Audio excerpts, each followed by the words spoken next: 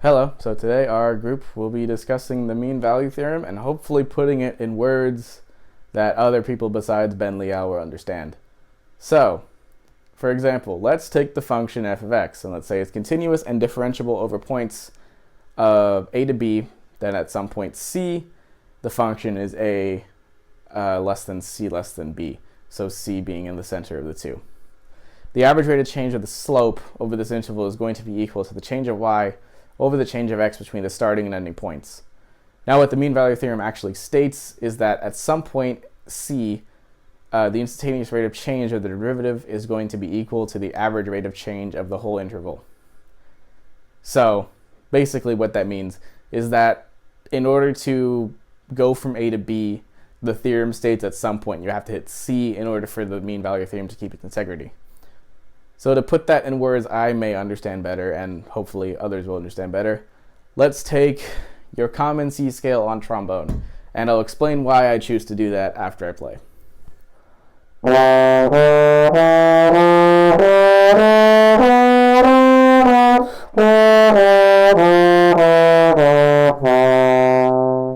So let's call that scale the function of a to b, like relating back to calculus. There is a note I played in that scale called G. And the reason why that note is important, and for the sake of understanding the analogy, let's call that C, as in C in between A and B. And that note is known as the perfect fifth. And what that means is that it's the note directly in between the 9 notes I played in that scale. So basically, in order for that scale to sound correct, I have to hit that note, because if I don't, it sounds completely different. So as an example, I'll put that note down a half step, which is not correct.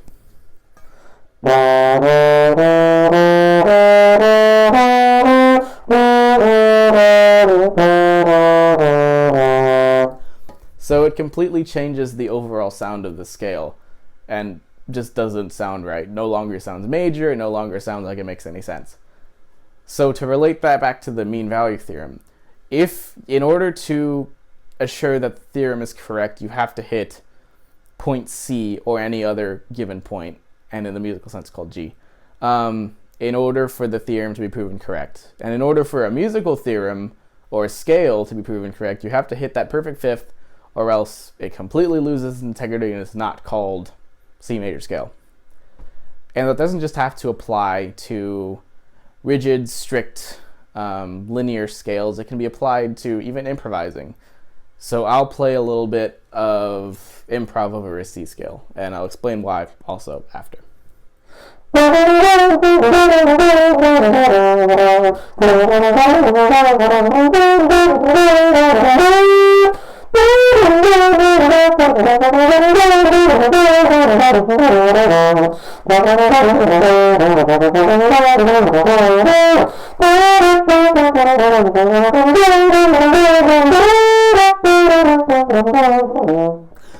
So, why that applies to the mean value theorem may sound confusing, but it's the same in theory.